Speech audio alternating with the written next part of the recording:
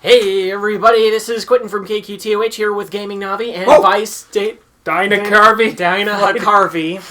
And welcome to another segment of KQTUH reviews, Adam Sandler movies. This week we watched Happy Gilmore.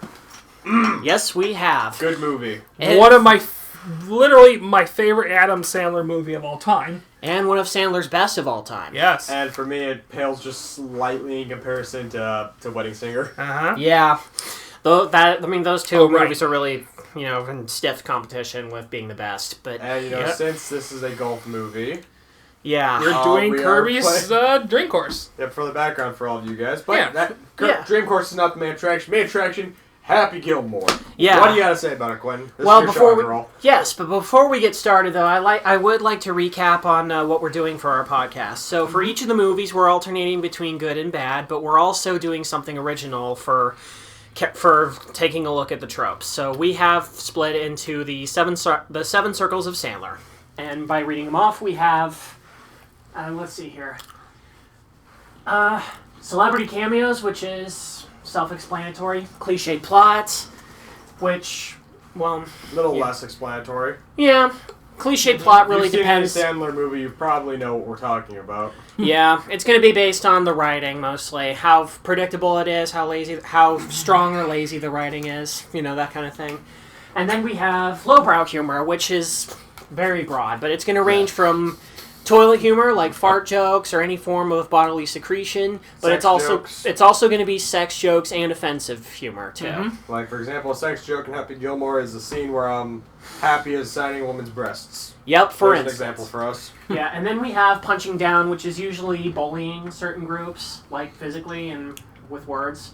Then we've got homophobia, which is mostly gay-related jokes, like depiction of homosexuality for laughs on screen.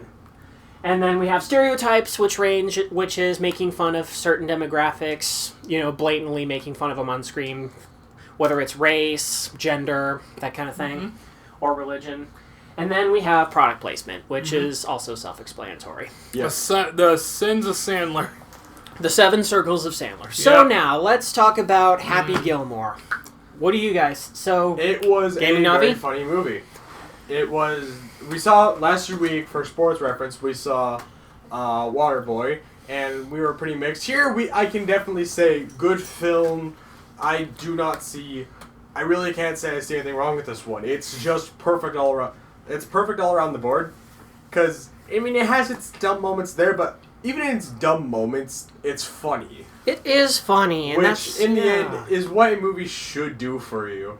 And you know what? It does a great job of just being funny for us. Yeah, and that's the thing I'd like to point out, is that it doesn't really focus too much on the story. It just focuses on the characters and, just going along with a scenario. It didn't really matter how cliched it was, because it was predictable and cliched, but the execution worked out so well. It was just so funny to watch. Something we need to cover. Movie can be super cliche. I think we briefly mentioned this when we discussed Wedding Singer last week. Yes. Well, last time, but movie can be cliche, but as long as it's funny, we can forgive it for, the sins it will have. Yeah, and that's usually dependent on execution from what I've studied, yeah. Yeah. And the execution was superb. Definitely executed its clichéness very well. Superb. Wow. Give it a tappy. A tapper. Wow. Oh my god. Tappy make Kirby happy? Stop. Okay. So should we go through the 7 sins now? Yeah, why not? Let's start. Seven Circles of Sandler. Or more like the 5 sins, because, spoiler alert, we have nothing for punching down or homophobia. This movie didn't touch those sins at all. No. Kind of surprising. No, but that also shows how great the movie was in the end. Yeah. So, starting from up and down, we have celebrity cameos, level 2. Mm-hmm. We had Bob Barker for that fun scene. Yeah. Lee Trevino.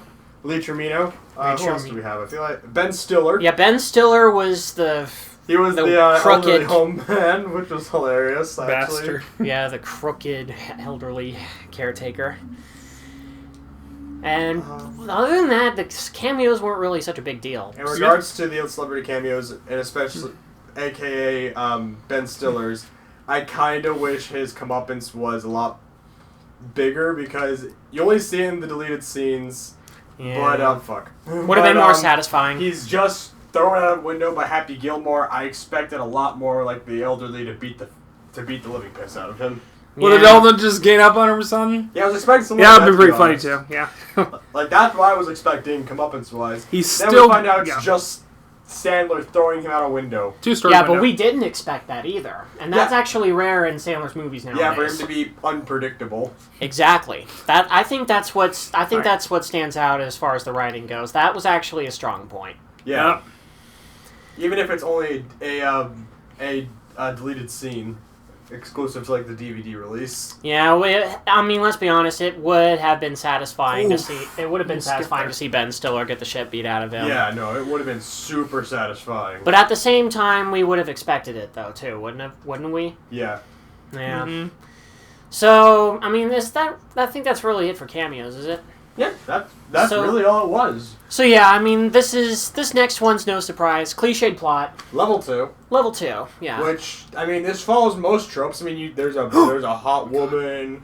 There's a big bully. Asshole. What doesn't it do? It's like, oh hey, the woman is not actually the main focus.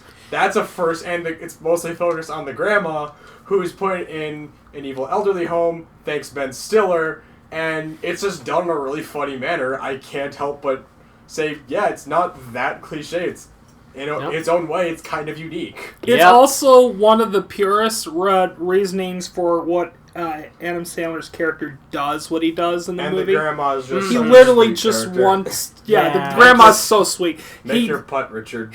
He literally just wants to get his grandma's house back and keep her from getting thrown out. Yeah. Yeah, it's such a sweet gesture. Yeah. The focus is not to impress the hot girl or anything like that. It's literally just to get his grandma's house back. Exactly. And that's what makes his character very likable. It is. Yeah, but in the end, tap, it just... tappy. Tap, tap, tap her in. That's your home! Why don't you go to your home? Are you too good for your home? Answer me! Suck my pink sorry, ass ball! Yeah. Happy Gilmore also provides us with just too many lines to quote. That, and of course, everyone's favorite line. You eat pieces of shit for breakfast? Pieces of shit like you for breakfast. You eat pieces of shit for breakfast? No. Yeah, Christopher McDonald's execution in that scene was brilliant. Yeah. No. Just the perfect response of realizing you walked into something. That needs to be a gif with the caption just being when you realize you've walked into something. Yep.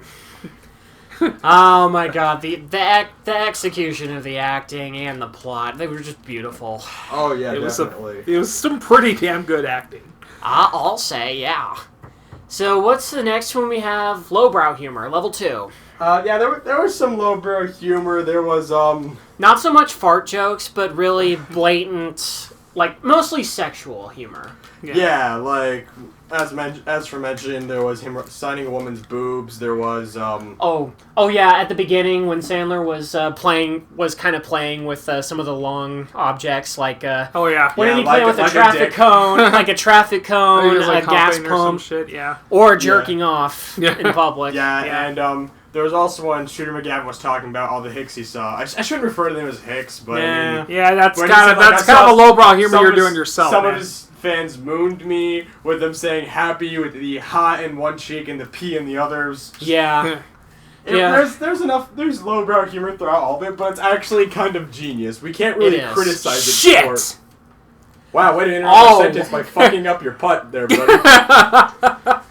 As I was trying to say Happy. Quentin's second co-host interrupted me.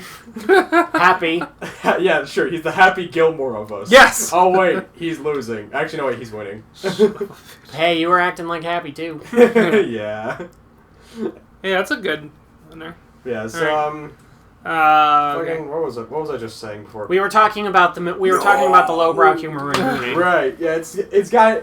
We really can't criticize this movie for its lowbrow humor because no, we can't. It's not done in a bad way. It's done really funny. Everything's about execution. I can't say that enough, but yes.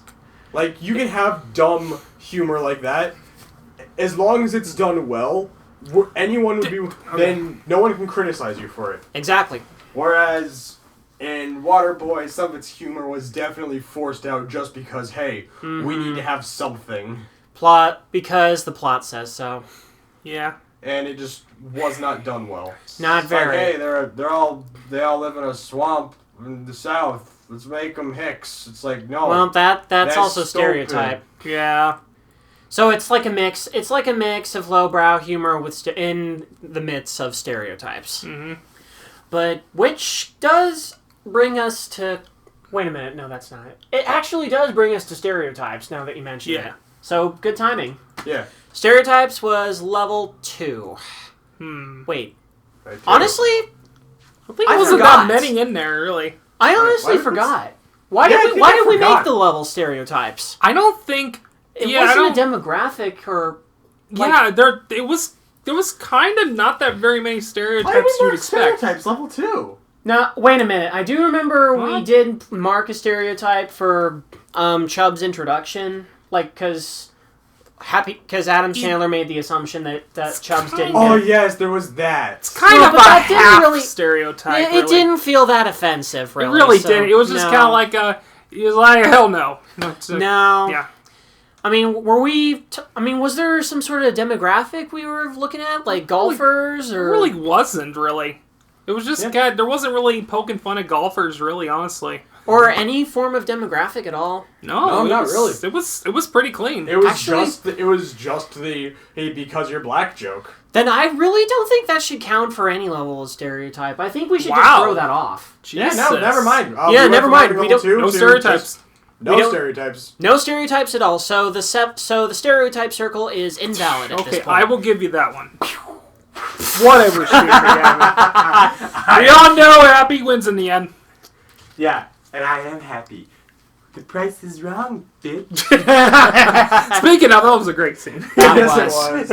And with that being said, we're on to our last one. Product placement. Holy shit. At first it wasn't as bad, but as the movie went on... Yeah. Pepsi, Subway. Visa, and then finally Subway. It's mostly Subway. I'm saying Subway is the worst, but I'm saying along the way. Subway's is so Along the way. bad, it might as well have been the only one. Along the way. Like, it starts off with him just, having Subway for him and his girlfriend. Okay, that's a minor offense. But then later he gets the final money he needs for his grandma's house via selling out to Subway. And it's like, there's your allegory for your life, Sandler. To be fair, selling out. To be fair, celebs do extra money by doing that. We're not talking about from a foundational standpoint. Yeah. This is in the movie. Yeah, I get you.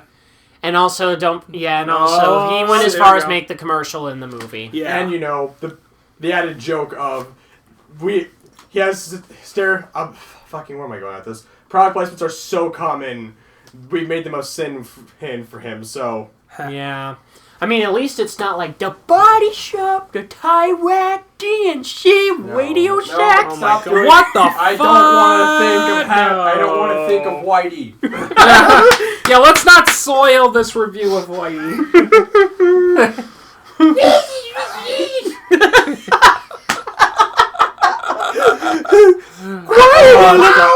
Oh my God! Quiet, Eleanor! Oh, that's dangerous. The my incredible That's actually super dangerous, dude. So during the director's cut, you can hear. Goodness gracious! There we go. Beautiful. Look at that shit. Bye, Richard. Yeah, what's gonna go happen? Quiet, Richard! You're what just happened? The way to my incredibly dramatic voice. What just happened? You switched the stars up, you asshole. Oh. Okay. Okay. Wow. Okay. So that really sums up the circles. That really sums up the circles. Oh, you bastard! But that's good. Points have been restored, Richard. These were my points to begin with. So all in all, I have to say I have not seen. Not the time to think of ice cream, Kirby. You think about cake now.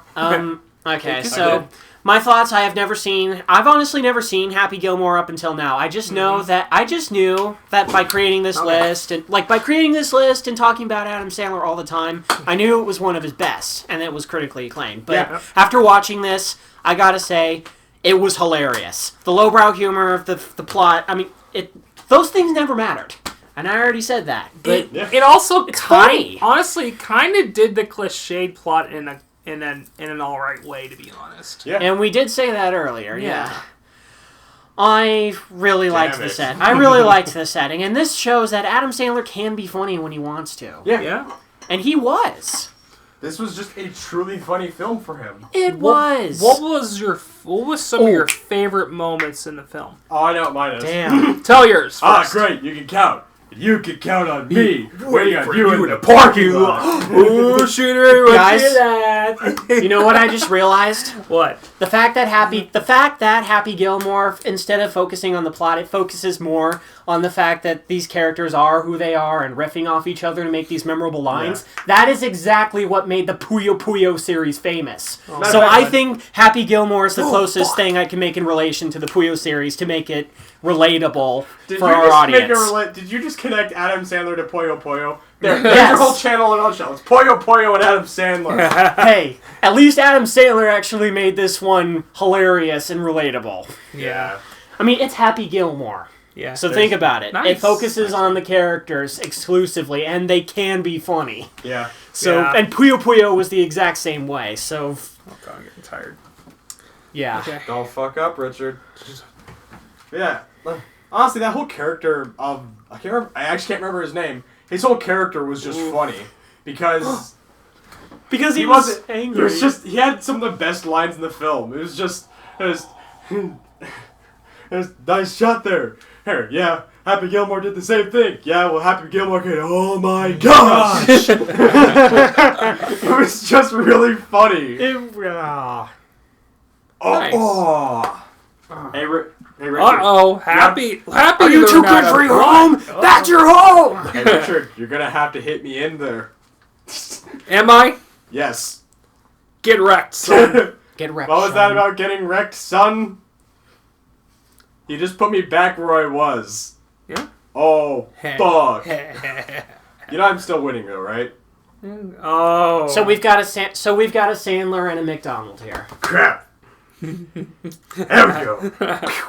You eat pieces of shit for breakfast? No. Okay, so that was a little bit more. So some of your favorite parts. Sorry about that. Okay, yeah, that was. I have to say that right now. That was one of the best acting performances in the movie, by far. I feel like they didn't actually write that in the script. Sandler just came up with it like right there, so they told him to say that, and then he's like, "No, it was perfect." Like they told him to say that. Imagine him walking out with dominance, and then. Then Sandler came up with that, and he's like, oh, shit, that's why they had me say that. And it was perfect. And it felt like a legit sense of, I just walked into that. Fuck. Hey. Yeah, it was perfect. I also want to talk about one of the scenes I honestly thought was really funny. The mini golf course. Yes. We've all had our issues with mini golf in the past. Yeah. No matter who. Nice. For us. No matter who you are, you'll have your mini golf moment. We all did. You get a die clown. You get a die clown. Shut. You're laughing now. So sad. This movie has so many lines you can quote. Just like Wedding Singer. And The Princess Bride, but that's not Adam Sandler. I'm just saying by reference. Princess Bride, remade by Adam Sandler. No, I don't think we need that imagery, do we? No one does, but guess what? We're getting it anyways. Yeah. The remake nobody wanted. Made by the asshole nobody likes. Johnny Depp. I'm sorry, I had to make a Charlie in the Chocolate Factory reference there. Yeah. I actually did not enjoy that film. No. I mean, I didn't mind he definitely gave Willy Wonka. I'll tell you something interesting about that film. Stop talking about Johnny Depp. We're not. I know. I'll tell you something interesting about that film after the review. Afterwards, we're talking about Adam Sandler right now. Yeah. So we've talked about all the sins. And now we're talking about our favorite moments in the film. We sure are. Also, that beginning scene of him and the woman at the elevator. Yeah. Oh, yeah. Oh, that was one of the first editions. Well, second editions to lowbrow humor. Yeah. Yeah. The way he attracted like he made all those the sexual singing and putting his tongue on the speaker and attracted the guy and like the young boy and that older like middle-aged lady. Yeah. And wedding singer fashion. That was more like a 60s kind of thing. Or 60s. Yeah, probably. All right, so let's see Redder. But the fact of the matter is, it was an older lady. Yeah. It was a good film. A very good one. Mm-hmm. Oh, man. So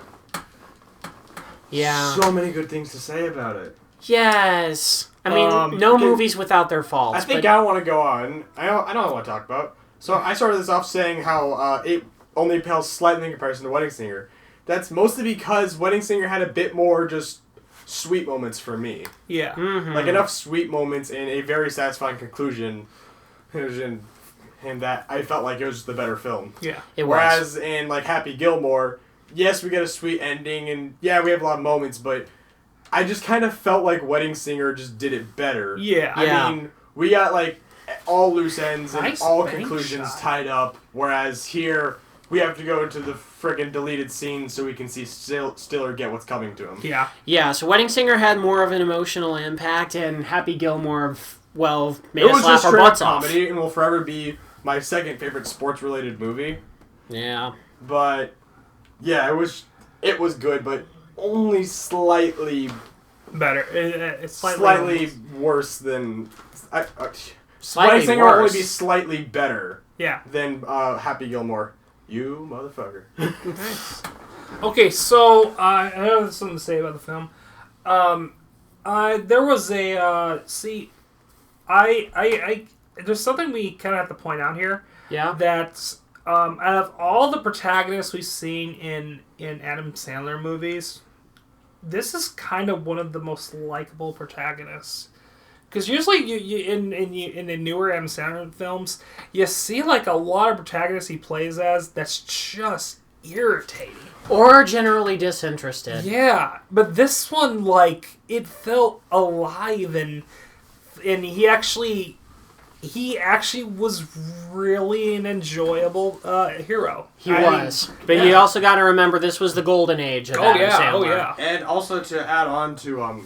This movie, honestly... And add on to character study, how about Shooter McGavin? I mean, he played a great villain. Yeah. He was... he was genuinely, likable in an unlikable way. Yeah, it was a villain we love to hate.